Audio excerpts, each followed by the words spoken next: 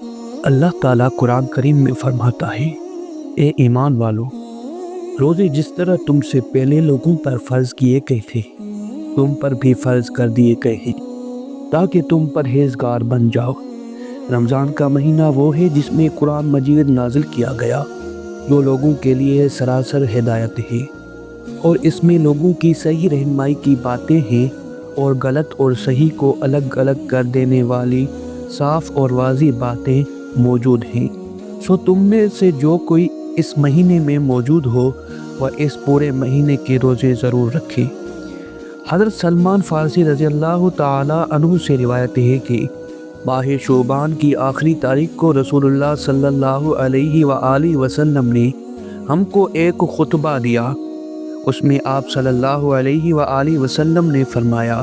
اے لوگو، تم پر ایک عظمت اور برکت والا مہینہ سایہ افکن ہو رہا ہے۔ اس مبارک مہینے کی ایک رات شب قدر 1000 مہینوں سے بہتر ہے۔ اس مہینے کے روزے اللہ تعالیٰ نے فرض کیے ہیں اور اس کی راتوں میں بارگاہ خداوندی میں کھڑا ہونے یعنی نماز تراویح پڑھنے کو نفل عبادت مقرر کیا ہے، جس کا بہت بڑا ثواب رکھا ہے۔ جو شخص اس مہینے میں اللہ کی رضا اور اس کا قرب حاصل کرنے کے لیے کوئی غیر فرض عبادت یعنی اللہ کی رضا اور ثواب حاصل کرنے کے لیے افطار کرائے تو اس کے لیے گناہوں کی مغفرت اور آتش دوزخ سے آزادی کا ذریعہ ہوگا، اور اس کو روزہ دار کے برابر ثواب دیا جائے گا، بغیر اس کے کہ روزہ دار کے ثواب میں کمی کی جائے۔ آپ صلی اللہ علیہ وآلہ وسلم سے عرض کیا گیا کہ یا رسول اللہ صلی اللہ علیہ وآلہ وسلم، ہم میں سے ہر ایک کو تو افطار کرانے کا سامان میسر نہیں ہوتا، تو کیا غربا اس عظیم ثواب سے محروم رہیں گے؟ آپ صلی اللہ علیہ وآلہ وسلم نے فرمایا کہ اللہ تعالیٰ یہ ثواب اس شخص کو بھی دے گا جو دودھ کی تھوڑی سی لسی پر یا صرف پانی ہی کے ایک گھونٹ پر کسی روزہ دار کا روزہ افطار کرا دے۔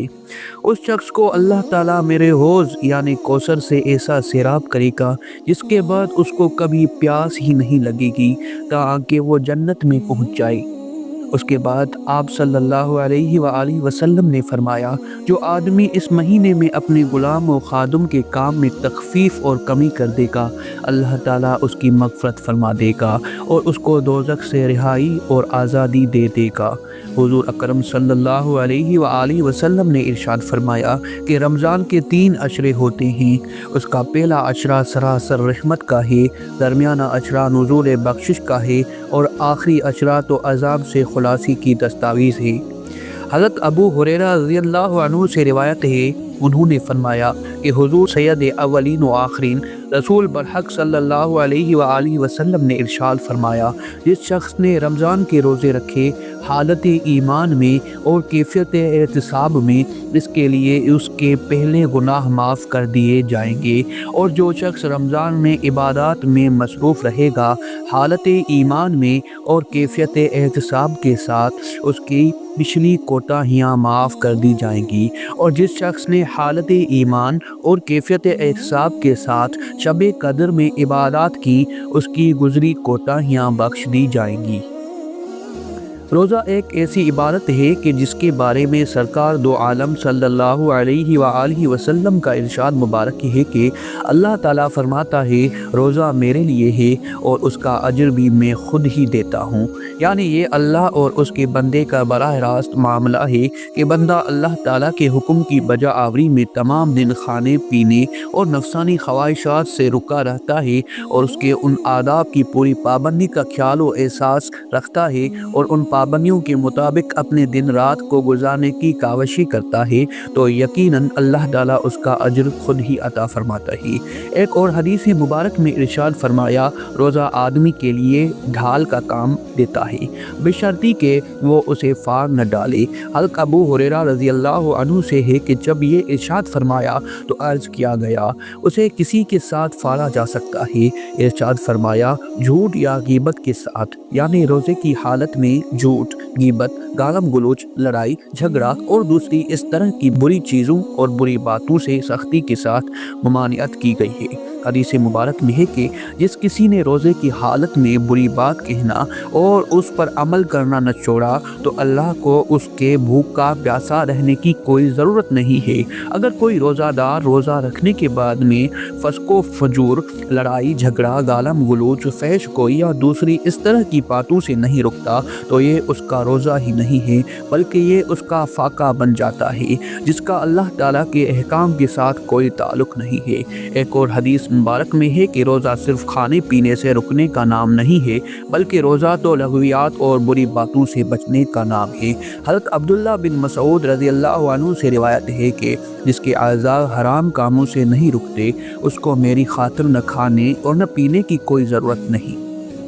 جس طرح زبان کو فحش گوئی، غیبت اور جھوٹ سے بچانا ضروری ہے، اسی طرح انسان کے دوسرے اعضاء آنکھ، کان، ناک، ہاتھ، پاؤں کو بھی برے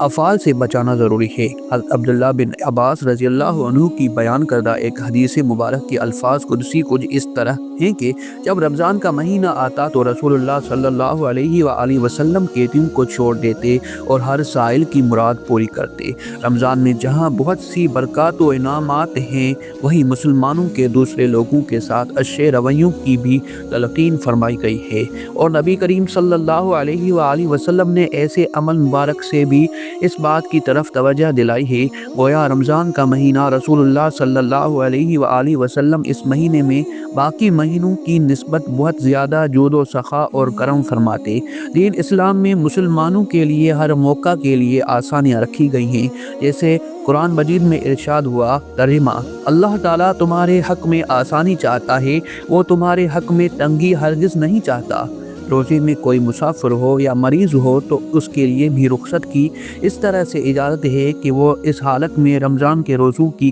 قضا بعد کے دنوں میں ادا کرے۔ اگر کوئی شخص عمر کے اس حصے میں ہے یا فرض کی اس حالت میں ہے کہ اس سے سال کے باقی ایام میں کسی بھی وقت روزہ رکھنا ممکن نہیں تو اس کے لیے فدیہ کا حکم ہے۔ ایک اور حدیث مبارک میں رسول اللہ صلی اللہ علیہ وآلہ وسلم نے اس مہینے کو صبر اور غم خواری کا مہینہ قرار دیا ہے۔ دینی اصطلاحات میں صبر کے معنی اللہ کی رضا کے لیے اپنے نفس کی خواہشوں کو دبانا اور تلخیوں اور ناگواریوں کو برداشت کرنا ہے، جس سے اس کے اندر ان غربا و مساکین کی ہمدردی کا جذبہ بھی پیدا ہوتا ہے جو ناداری کی وجہ سے فاقوں پر مجبور ہو جاتے ہیں۔ اللہ تعالی ہمیں تعلیمات قرآنی و سنت نبوی صلی اللہ علیہ وآلہ وسلم پر پورے طریق سے عمل کرنے کی توفیق عطا فرمائے، آمین۔